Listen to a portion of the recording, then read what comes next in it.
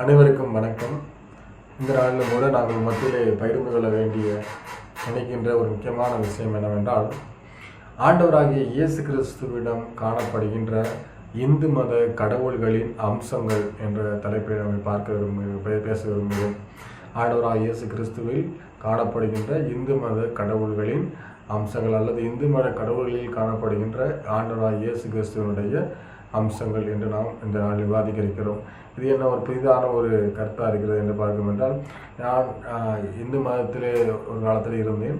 பிற்காலத்திலே நான் இயேசு கிறிஸ்துவை மேற்கொண்டு பற்றினாலே பைபிளில் நான் மேற்கொண்ட ஒரு ஆய்வின் அடிப்படையில் நான் கிறிஸ்தவத்தை தழுவி கொண்டிருக்கிறேன்.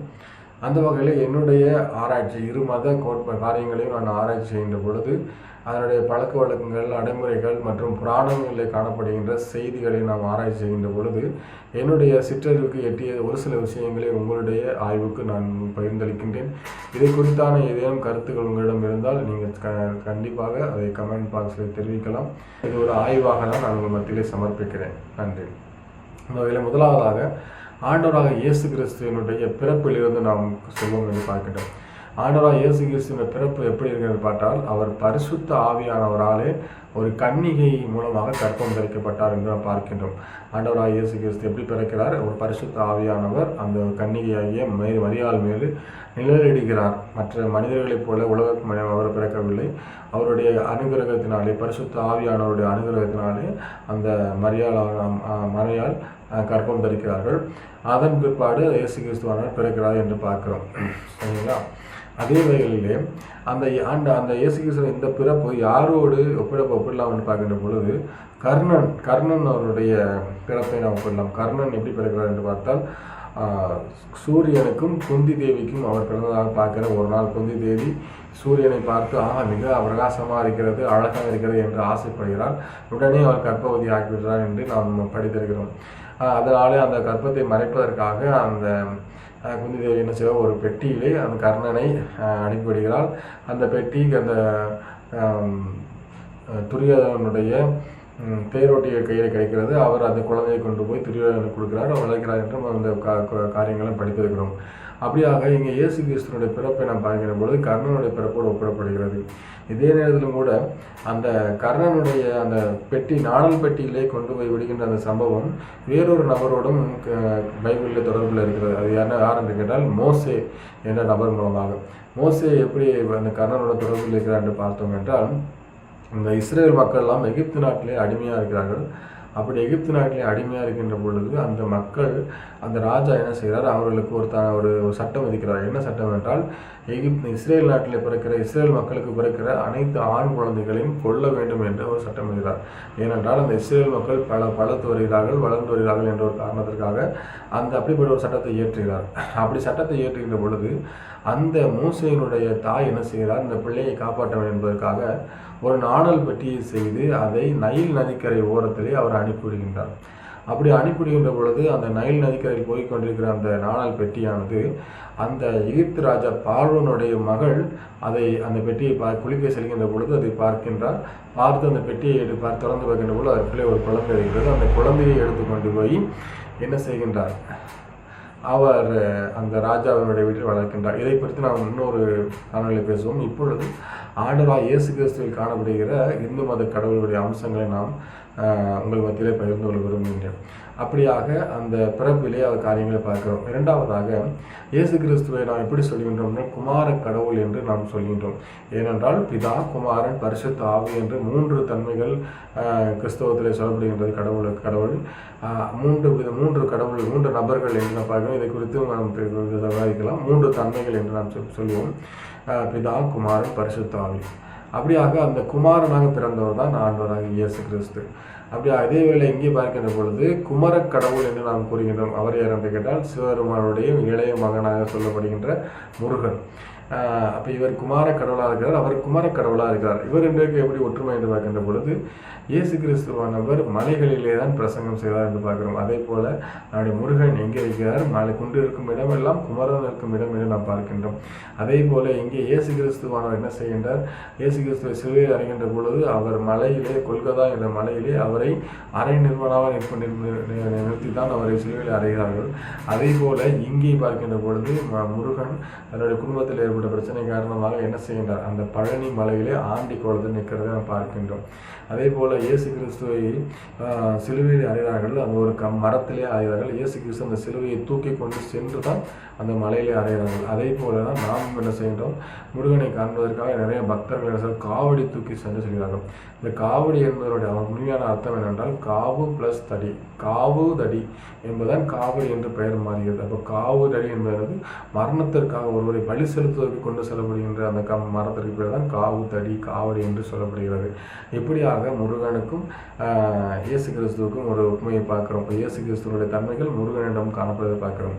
அதே போல நாம் பிள்ளையாரை பார்த்தோம் என்றால் பிள்ளையாருடைய கதை எல்லாருக்கும் தெரியும். பிள்ளையார் எப்படி என்றால் ஒரு பார்வதி அம்மாள் அவர்கள் செய்த ஒரு உருவாக்கிய ஒரு குழந்தை. அதை பற்றி அந்த சிவபெருமானுக்கு தெரியாதனாலே அது தலையை வெட்டி விடுகிறார். தலையை வெட்டியதனாலே அந்த குழந்தை இறந்து விடுகிறது. பின்பு பார்வதியார் பார்க்கின்ற பொழுது இது நமது குழந்தை என்று சொல்கின்ற பொழுது அப்பொழுதுதான் சிவபெருமானுக்கு நமது குழந்தை என்று தெரிய வருகிறது. அதனாலே அந்த போரில் இறந்த ஒரு யானையுடைய தலையை கொண்டு வந்து அந்த பிள்ளைக்கு வைத்து யானை தலையில் வந்து ஒரு புதிய உருவம் உருவாகிறது என்று பார்க்கிறோம். அப்படி என்றால் இறந்து போன ஒரு நபர் மீண்டும் உயிருடன் வந்தார், அதாவது உயிர்த்து எழுந்தார் என்று பார்க்கின்றோம். அதுதான் பிள்ளையாருடைய கதை. அதே கதை அதே சம்பவம் இங்கே யாருடன் இயேசு கிறிஸ்துவ வாழ்க்கையில் எங்கே பார்க்கின்றோம் என்றால் ஆண்டவராக இயேசு கிறிஸ்துவும் மரித்து அவர் 3ஆம் நாளிலே உயிரோடு எழுந்தார் என்று பார்க்கிறோம். உயிர்த்தெழுந்த கிறிஸ்து, இயேசு கிறிஸ்து உயிர்த்தெழுந்த கிறிஸ்துவனுடைய அம்சம்தான் பிள்ளையார் என்று நாம் பார்க்க முடிகின்றது. அதே போல ஆண்டவராக இயேசு கிறிஸ்து அவருடைய அம்சம் விஷ்ணு, அந்த கடவுளுடைய அம்சத்தை எப்படி இருக்கிறது பார்த்தோம் என்றால் ஆண்டவராக இயேசு கிறிஸ்து அவர் ஒரு முறை படகிலே செல்கின்ற பொழுது அவர் என்ன செய்கிறார்? அவர் அந்த படகிலே தூங்கி கொண்டிருக்கிறார். கடலிலே செல்கின்ற பொழுது படகிலே தூங்கி கொண்டு செல்வதை பார்க்கிறோம். வெள்ளம் வருகின்ற பொழுது எல்லோரும் அவருடைய சீடர்கள் எல்லாம் பயந்து போய் இயேசு கிறிஸ்து எழுப்புகிறதை பார்க்கிறோம். அதே போல தான் இங்கே நாம் பார்க்கின்றோம். கிருஷ்ணரோட என்ன செய்கிறார்? கிருஷ்ணர் அல்ல, விஷ்ணு என்ன செய்கிறார்? மகாவிஷ்ணு என்ன செய்கிறார்? பார்க்கடலிலே அவர் பள்ளி கொண்டிருக்கிறார் என்று நாம் பார்க்க முடிகிறது. அவரும் கடலிலே அவர் படுத்து கொண்டிருக்கிறதை நாம் பார்க்க முடிகின்றது. அதே போல கிருஷ்ணருடைய வாழ்க்கையிலும் கூட பார்க்கின்றோம். கிருஷ்ணர் என்ன செய்கிறார்? அவர் ஆடு மேய்த்தார் என்று ஆடு மாடுகளை மேய்த்தவராக என்று பார்க்கிறோம். கிருஷ்ணர் இங்கே கிறிஸ்து என்று பார்க்கிறோம். கிறிஸ்து என்ன செய்கிறார்? கிறிஸ்து தன்னை மேய்ப்பன் என்று அவர் கூறுகின்றார். அவர் ஆடு மாடு மேய்க்கவில்லை, ஆனாலும் கூட தன்னை ஒரு மேய்ப்பனாக அவர் கருதுகிறார். ஏனென்றால் இந்த உலகத்தை எப்படி ஒரு மேய்ப்பன் தன் ஆடுகளை வழிநடத்துகிறாரோ அதே போல ஆண்டவராகிய இயேசு கிறிஸ்து இந்த உலக மக்களை அந்த சொர்க்கத்துக்கு வழிநடத்த போகிறதன் காரணமாக அவர் தன்னை மேய்ப்பன் என்று அவர் சொன்னதை நாம் பார்க்க முடிகின்றோம். இப்படியாக கிறிஸ்துவனுடைய அம்சம் கிருஷ்ணனிடையே காணப்படுவதை நாம் பார்க்க முடிகின்றது. அப்படியாக அதே நேரத்தில் சிவபெருமானிடம் எப்படி ஒரு இயேசு கிறிஸ்துவனுடைய அம்சம் காணப்படுகிறது என்று பார்த்தோம் என்றால் சிவம் என்றாலே சிவந்த மேனி உடையவர் என்று பார்த்தோம். சிவந்த மேனி உடையார் என்று அர்த்தம். அது சிவந்த மேனி உடையவர் என்று அர்த்தம். அப்படியாக ஆண்டவராகிய இயேசு கிறிஸ்து என்ன செய்கிறார்? தன் உடல் முழுவதும் என்ன செய்கிறார்? தன்னுடைய சாட்டையினாலே அடிக்கப்பட்டு அந்த அந்த போர் சேவர்களுடைய சாட்டைகளால் அடிக்கப்பட்டு பிக்கப்பட்டு ரத்தம் சொட்டப்பட்டு தன் உடல் முழுவதும் சிவந்து போனது. அதனால சிவந்த மேனி உடையனாலே அவர் சிவந்த மேனி உடையவரே சிவன் என்று சொல்லப்படுகிறது. அதே போல அன்பே சிவம் என்றால் அன்பு என்ற அர்த்தம். அன்பும் சிவமும் இரண்டு என்பது அறிவிலார். அன்பே சிவம் என்று யாரும் அறிந்தலர், அன்பே சிவம் என்று யாரும் அறிந்தபின் அன்பே சிவம் என்று அமர்ந்திருப்பர் என்பது திருமூலருடைய வாக்கு. ஆகையினாலே அந்த சிவன் அன்பினுடைய தெய்வமாக காணப்படுகிறது. அன்பினாலே மக்கள் மேல் கொண்ட அன்பினால் தன் உயிரையே கொடுத்த ஒரு கடவுள் யாருன்னு கேட்டால் ஆண்டவராகிய இயேசு கிறிஸ்து. அப்படியாக சிவனுடைய அம்சமாக அது இன்னும் மட்டுமல்லாது மரணத்தை ஜெயித்தவர் என்ற வகையிலையும் வருடசீரா தன்னுடைய கொல்கத்தாவிலே கபால ஸ்தலம் என்ற ஒரு இடம் இருக்கிறது. அங்கே என்ன செய்கிறார்? அவரை சிறுவிலை அறைகிறார்கள். சிறுவிலை அறைந்து தன் உலக மக்களுடைய பாவத்திற்காக தன்னுடைய ஜீவனை கொடுத்து மரணத்தை ஜெயித்து அவர் வெற்றி சிறந்தார். மரணத்தை வெற்றி சிறந்தார் என்ற பூமியிலே 33 வருடம் வாழ்ந்து பாவம் இல்லாமல் வாழ்ந்து தன் மக்களுக்காக தன்னுடைய உயிரை கொடுத்து மரணத்தை ஜெயித்து மக்களுக்கு அந்த நித்திய வாழ்க்கையை கொடுக்கும்படியாக அவர் வந்தவர். அதனால மரணத்தை ஜெயித்தவர் என்று நான் பார்க்கிறோம். அதே போல தான் இங்கே சிவபெருமான் சுடுகாட்டிலே அவர் ஆடினார் என்று பார்க்கிறோம். அப்படி என்ன அர்த்தம்? அந்த மக்கள் மரணத்தினுடைய அதிபதியாக மரணத்தை வெற்றி பெற்றவராக அங்கே காணப்படுவதை பார்க்க முடிகின்றது. இப்படியாக ஆண்டவராகிய இயேசு கிறிஸ்துவனுடைய அம்சங்கள் சென்று அந்த கடவுள்களை பார்க்க முடிகின்றது. இன்னும் கூட சொல்ல போனால் அந்த கிராமத்து கடவுள்களில் கூட இயேசு கிறிஸ்துவனுடைய அம்சங்கள் காணப்படுவதை பார்க்க முடிகின்றது. ஆண்டவராக இயேசு கிறிஸ்துவை இந்த 2ஆம் வருகையிலே இந்த பூமியிலே அவர் மீண்டுமாக இந்த உலகத்திலே வருவார். மீண்டும் இந்த பூமியிலே வரப்போகிறார். எப்படி வருவார் என்றால் அவர் ராஜாதி ராஜா வருகிறார். மேக வருவார். அந்த வேதத்தில் சொல்லப்பட்டிருக்கிறது, இயேசு கிறிஸ்து வரும்பொழுது மேகங்கள் நடுவே கையிலே ஒரு கருவாலை பிடித்து கொண்டு அவர் வருவார் என்று பார்க்கிறோம். இன்னொரு மூவியில் பார்க்கின்ற பொழுது குதிரையிலே ஒரு தூதன் வருகிறார் என்று பார்க்க முடிகின்றது.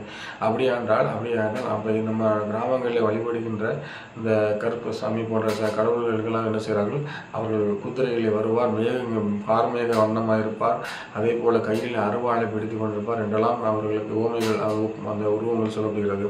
அந்த உருவங்கள் எல்லாம் வருகையின் பொழுது, இரண்டாம் வருகையின் பொழுது வரப்போகிற இயேசு கிறிஸ்துவனுடைய அந்த அம்சத்தை அங்கே காண்பிப்பது பார்க்கின்றோம். சரி என்றால் ஆண்டவராகிய இயேசு கிறிஸ்து ஏன் கையிலே அருவாள் பிடித்தும் கருவாள் பிடித்து வருவார் என்று சொல்கிறது? ஏனென்றால் இந்த பூமியானது ஒரு விளைநிலத்தை போன்றது. பூமியில் இருக்க ஒவ்வொரு மக்களும் அந்த விளைநிலத்தில் விளைந்திருக்கிற நெற்கதிர்களை போன்றவர்கள். அப்படியாக அந்த ஆண்டவருடைய கடைசி நாட்கள் நியாயத்தீர்ப்பு நாள் எதற்காக ஒப்புமைப்படுகிறது என்றால், அதை ஒப்புமைப்படுத்தப்படுகிறது என்றால் அது ஒரு அறுவடை நாளாக ஒப்புமைப்படுத்தப்படுகிறது.